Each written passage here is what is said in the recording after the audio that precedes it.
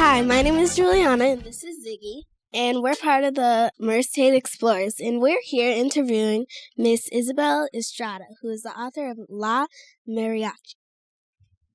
We're gonna be interviewing you, and so we got a couple questions for you. Sure. What is it like being an author?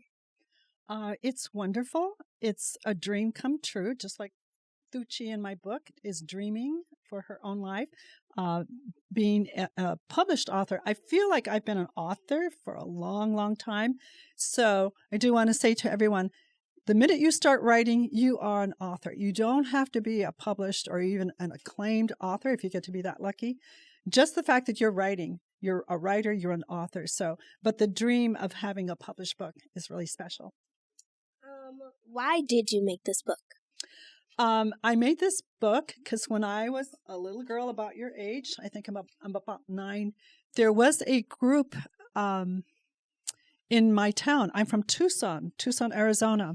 And there was a group for mariachi, but it was only for boys. So it was a children's mariachi group, but only boys were allowed. I was a kid in the 70s. Boys weren't allowed girls weren't allowed until the mid-'80s. So it took a long, long time. And this was true all over the United States, in Mexico también, but also throughout the United States. But also I was writing, I told you, for a long time, and I thought, I'm missing something from my writing. And I asked myself, what are you really passionate about? And I thought, music. I'm a musician by profession. And I thought, I haven't written a book about music. So I put those two things together. I asked myself, what kind of music really changes my life every time I hear it? It just pulls at my heartstrings, and that's the music of the mariachi. And if there's some time later on, I have my speaker, or I'll just off my phone, I can play you some of that music if you'd like to hear it. So those two things, remembering what it felt like to be left out, and then as a writer, writing to my passion. When you were little, did you think that you were going to be an author now? No, I wanted to become a famous musician, not just a musician, but I wanted to be a famous singer. So this little girl that I see in the picture on the front cover, so did you just make that girl as an image of you, or is that really somebody in your life? This is really interesting. I shared this picture with my writing group recently because they asked us, the person doing the workshop said, oh, all of you older writers, share a picture of yourself as a kid. And part of that exercise was to remind ourselves as adults, what is it like to be a kid? Because we're writing books for kids. So that was one step. But then when I shared this picture, I said, oh my gosh, she looks a little bit like Tucci. But the magic is I wasn't the illustrator. Picture books are a combination of author-illustrator. And here you see the name Ari Rivera Sonda. She's an illustrator. She's a young visual artist who lives in Mexico City. And she was commissioned by my publisher, Sleeping Bear Press. They commissioned her to take all my words and add the pictures. So she came up with Tucci's face on her own. What inspired you to make this book? Well, my love of music and mariachi music, and it was part of my growing up, so it's part of my heritage, it's part of my culture. And when I hear mariachi, it reminds me of my community. Most of my family's still back in Arizona. No one's here in Michigan, but I'm the only one, so it kind of ties me back. It brings me back to that celebration of who I am. So, in this book, I see like the setting. Is that in Mexico or? No, this story happens, in my head, it happened in Tucson, Arizona, but I placed it in the Southwest. And it's interesting that you asked that because the artist is from Mexico, and Mexico is high plains. Heading south of Mexico, you get into almost subtropical area where it's very green. Arizona, is it green and lush? No. It's what kind of environment? Desert. But all throughout the book, my artist put lush green trees and beautiful leaves. And I finally had to tell her, oh, stick some cactus in there. Because, in my head, So she made it in one of the pictures. See that tiny little tree there? She did give me a little saguaro about this tiny in one of the pictures, so I thought that was kind of fun. So I know you're probably about to talk about this picture later, but who's the other person in the back? That's my sister, Patricia. I am one of 7 kids. I'm one right in the middle. We are 6 girls, and the baby was a boy of my brother. Well, were you the oldest out of your siblings? No, I was right in the middle, and you have to be careful being the middle child, especially if you have a large group. The middle child can often be ignored. And so here, power to the middle kids. Raise your hand if you're in the middle. Yeah, you know what I'm talking about. Yeah, so I was often left alone too, so that gave me a lot of freedom to be creative.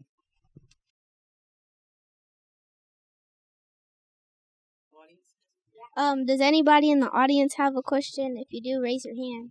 Oh, Sienna.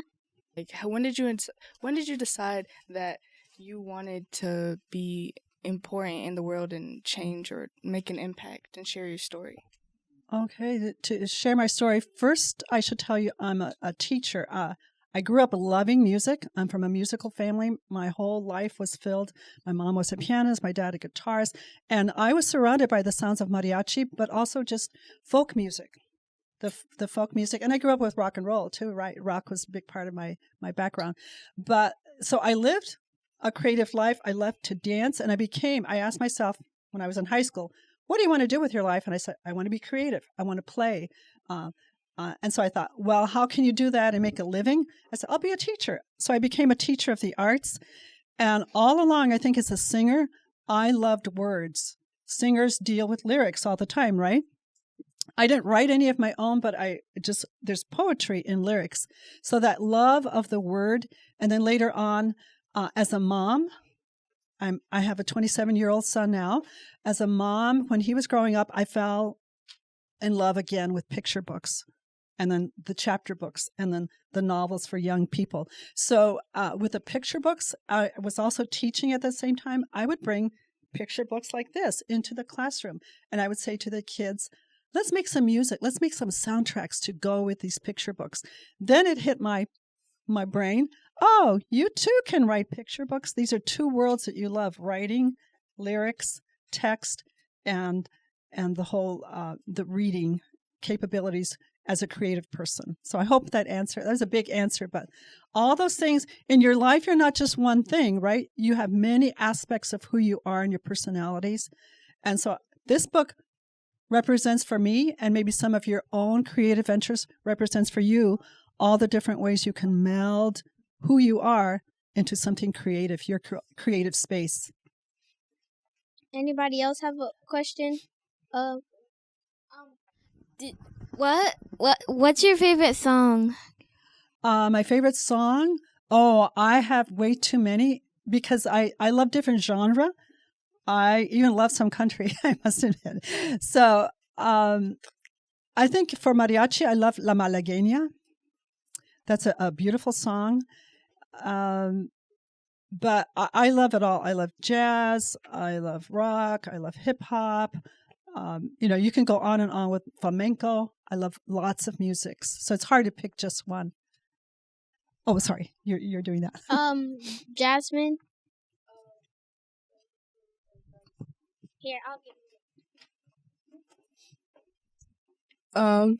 You said that you're a teacher. So what school did you work at? I taught mostly in Arizona because I went to the U of A, University of Arizona, got my degree there, started teaching. And then eventually I got a PhD in education. Then I taught in college. So then I was a teacher trainer. I educated young college students to become teachers of music. Thank you. Mm-hmm. Oh, and universities, I taught at Bowling Green State University in Ohio and CMU.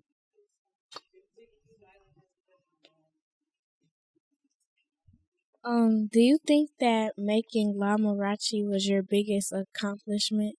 I'm sorry. Do you think that making your book was your biggest accomplishment? No, being a mom. Being a mom was my biggest accomplishment in life.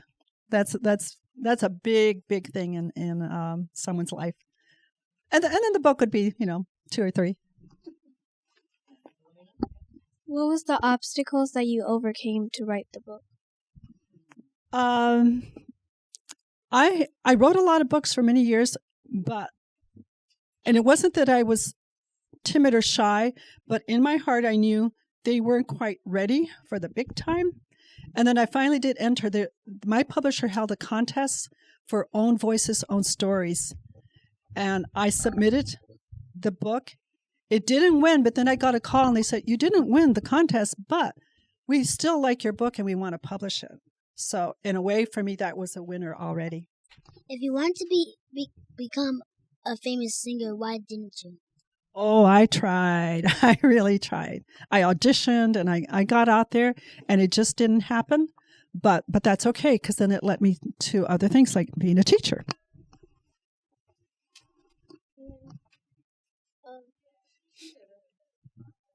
Here, Corey. Oh, wait, Corey, you have one. What inspired you to make this book? My love of music and the idea that I look back and I said, it was really strange that I love this music. Girls, women, all sorts of, everybody loved this music, but wasn't it strange that girls were held back? Then I looked into it, did some research, important word, right? Research, and I realized that all over the United States, girls were held back and just said, no, culture is just for men. And there were some women trailblazers. So those two things, my own experience and doing some research, I realized that some young women, laid the path and said, "Oh, we're musicians too," and they had to prove themselves.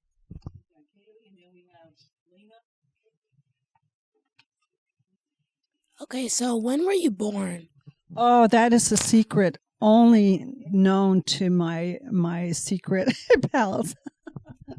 Let's just say a long, long ago. And do you have a religion? I do. But more importantly than religion, I have a sense of spirituality, which imbues my whole life.